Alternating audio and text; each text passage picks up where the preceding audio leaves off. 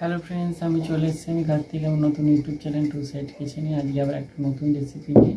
আজকের রেসিপি হচ্ছে রায়তা বানিয়ে দেখাবো।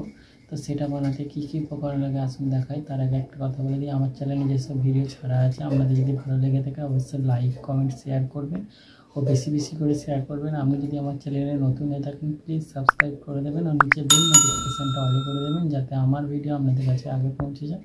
তাহলে চলুন রায়তা বানাতে কী কী উপকরণ লাগে আসুন দেখাই।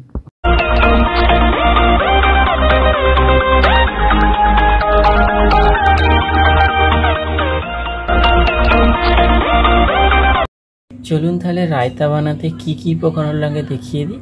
তার আগে একটা কথা বলে দিই, ভিডিওটা প্রথম থেকে শেষ অবধি দেখার অনুরোধ রইল। তাহলে চলুন রেসিপিটা শুরু করি।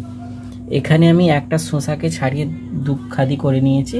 এখানে নিয়েছি লঙ্কার গুঁড়ো, গোলমরিচের গুঁড়ো, বিট লবণ আর এখানে নিয়েছি টক দই। তাহলে চলুন রেসিপিটা শুরু করি।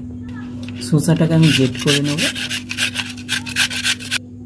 শসাটা গ্রেট করে নিয়েছি, এবার আমি শসাটা দিয়ে দেবো।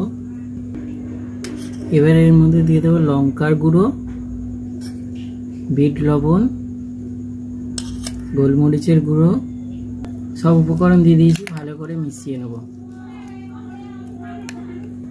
দেখুন আমার রায়তা রেসিপিটা রেডি হয়ে গেছে।